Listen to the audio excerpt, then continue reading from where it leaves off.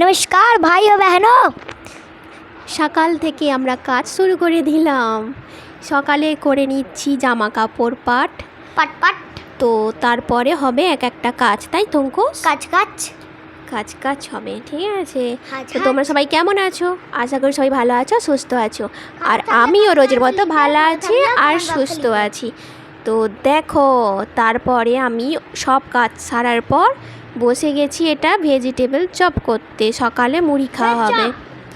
Veg না, vegetable chop, ঠিক আছে। তো দেখো, আর এটা হয়েছিল অনেকটা ইয়ামি টেস্টি।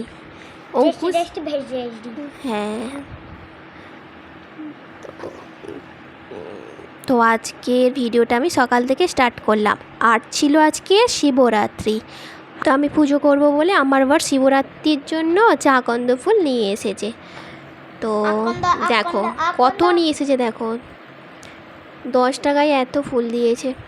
মানে আকন্দ ফুলগুলো 10 টাকার দিয়েছে, আর সেই ফুলগুলো আবার আলাদা পয়সা নিয়েছে, 10 টাকা। বাপরে এতগুলো! অনেক দিয়েছে। আমাদের এখানে যেন প্রচুর আকন্দ ফুলের গাছ আছে। আর এই যে সকালে আমি বসে গেছি সজনা ডাঁটা কাটতে। আর এই সজনা ডাঁটা দিয়ে আমি করেছিলাম ডাল, ঠিক আছে। ডাল করেছিলাম সজনা ডাঁটা দিয়ে, ভালো লাগছিল খেতে ভালো লাগছিল। এই প্রথম আমি বানালাম, ঠিক আছে। তো তো ওই দেখো, ওখানে আমি খেলছিলাম, কিন্তু খেলাগুলো এখন আমি আর তুলিনি। এবার দেখো, আর খেলাগুলো তুলতেও দিসনি। এই খেলাগুলো আমাকে তুলতেই দেয় না ও। আমার ভালো লাগে। এই দেখো, আজকে জান আমি পরীক্ষা দিতে গেছি, এরা নিজেই সব খেয়ে নিয়েছে, আমার জন্য একটুখানিও রাখেনি। মনে নেই যে অঙ্কুশ খাবে, ঠিক আছে। আজকে একটু মনে নেই। আর আমি আর আমাদের মানে অঙ্কুশের বাপি দুজনে মিলে গল্প করতে করতে না আমরা খেয়ে নিয়েছি। তারপরে মনে করছি অঙ্কুশ তো খায় না। তো যেহেতু এক্সাম হচ্ছে সেই জন্য 11টার সময় ছুটি হয়ে যাচ্ছে। তারপর বাপি আর ওর জন্য দই বড়া নিয়ে এলো, দই বড়া খেলো। আমার জন্য রেখেছিল না কিছু বাজে। আচ্ছা, আমি এমনি তো খেতাম নি। তারপরে আর ভিডিওটা কন্টিনিউ করিনি, চলে এসেছি বিকালবেলা ছাদে জল দিতে গেছে। আর এই যে গাছে জল দিয়েছি। আর আমাকে দাও। আর সেই তুলসী গাছগুলো লাগিয়েছিলাম।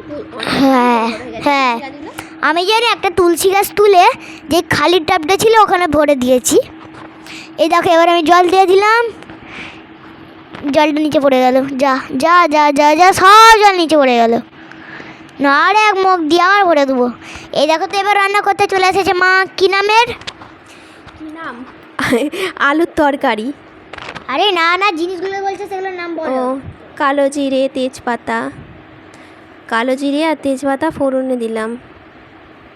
একটু তেলে ভেজে নিয়ে, তাই তো? হ্যাঁ, তারপর আলুটা সিদ্ধ করে রেখেছিলাম। আলুটা উপর দিয়ে দিই। কাঁচা লঙ্কা দিয়েছি তারপর। হ্যাঁ, তারপর আলু দিয়েছি।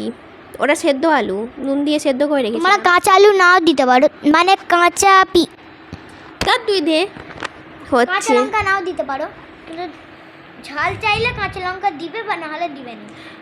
তো তারপরে আমি আলুটা ভালো করে নেড়ে চেড়ে নিচ্ছি। আর আজ তরকারিটা কিন্তু অনেকটাই সুন্দর হয়েছিল। আমি তরকারিটা একটু অন্যরকমভাবে করেছি, ঠিক আছে। তো দেখছি ভালোই টেস্টি হয়েছিল। টেস্টি। এই দেখো, এবার টমেটো আলু সব কি ভেজে নিল দেখলো? হ্যাঁ, আচ্ছা, ভেজে নিল। এবার একটুখানি কি দিল না? হলুদ। এবার কি দিল? জিরে গুঁড়ো। আচ্ছা, জিরে।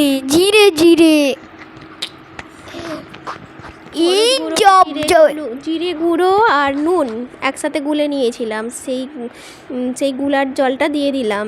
তারপরে ভালো করে আবার এটা দিয়ে কষিয়ে নিচ্ছি। কষিয়ে